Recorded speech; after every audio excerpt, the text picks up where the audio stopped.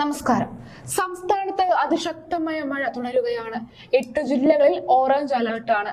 പത്തനംതിട്ട, എറണാകുളം, കോട്ടയം, ഇടുക്കി, തൃശൂർ, പാലക്കാട്, മലപ്പുറം, വയനാട് എന്നീ ജില്ലകളിലാണ് orange alert പ്രഖ്യാപിച്ചിരിക്കുന്നത്.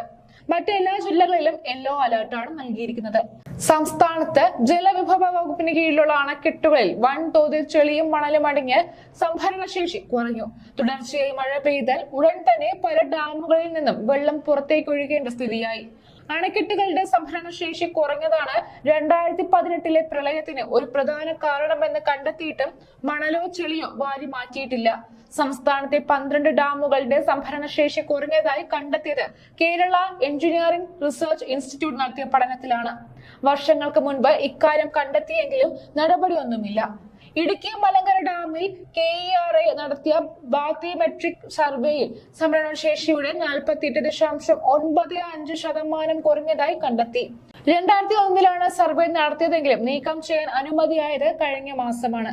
മലങ്കര ഡാമിലെ മണ്ണ് നീക്കം ചെയ്യാൻ 1093 ദിവസങ്ങൾ വേണ്ടിവരുമെന്നാണ് പഠനത്തിലെ കണ്ടെത്തൽ. ഏകദേശം 18 ദശലക്ഷം ഘനമീറ്റർ ചെളിയും മണ്ണും എക്കലുമാണ് നീക്കം ചെയ്യേണ്ടത്. കൊല്ലം, തെന്മല ഡാം, തിരുവനന്തപുരം, നെയ്യാർ, പത്തനംതിട്ട, മണിയാർ എന്നിവിടങ്ങളിലും ജലസംഭരണ ശേഷി കുറഞ്ഞു. ചുള്ളിയാർ, വാളയാർ, മീങ്കര എന്നീ ഡാമുകളിൽ വിവിധ ഏജൻസികൾ ചെളി നീക്കൽ നടക്കുന്നുണ്ട്. ജലവിഭവ വകുപ്പിന് കീഴിലുള്ള 12 ഡാമുകളിൽ നിന്ന് മണൽ വാരാൻ നടപടി സ്വീകരിച്ചതായി മാർച്ചിൽ മന്ത്രി റോഷി അഗസ്റ്റിൻ പറഞ്ഞിരുന്നു.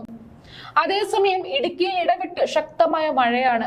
ഓറഞ്ച് അലർട്ട് നിലനിന്നിരുന്ന 25-ന് തൊടുപുഴ ഉൾപ്പെടെ ലോ റേഞ്ച് മേഖലയിലും മൂന്നാർ, അടിമാലി, ചെറുതോണി, കട്ടപ്പന, പീരുമേട് തുടങ്ങി ഹൈ റേഞ്ചിന്റെ വിവിധ ഭാഗങ്ങളിലും ശക്തമായ മഴ ലഭിച്ചു.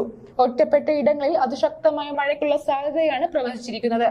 25 രാവിലെ അവസാനിച്ച 24 മണിക്കൂറിൽ ജില്ലയിൽ പെയ്തത് ശരാശരി 46.4 മില്ലിമീറ്റർ മഴയാണ്. കാര്യമായ കെടുതികൾ വൈകിട്ട് വരെ റിപ്പോർട്ട് ചെയ്തിട്ടില്ലെങ്കിലും മഴ തുടരുന്നതിനാൽ ആശങ്ക നിലനിൽക്കുന്നുണ്ട്. ജില്ലയിൽ മഴ മുന്നറിയിപ്പുകൾ പ്രഖ്യാപിച്ചിട്ടുള്ള സാഹചര്യത്തിൽ പൊതുജനങ്ങൾ ജാഗ്രത പാലിക്കണമെന്ന് നിർദ്ദേശമുണ്ട്.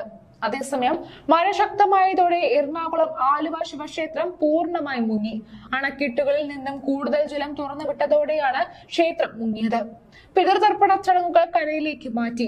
1 മാസത്തിനിടെ 2ാം തവണയാണ് ആലുവ ശിവക്ഷേത്രം പൂർണ്ണമായി വെള്ളത്തിൽ മുങ്ങുന്നത്.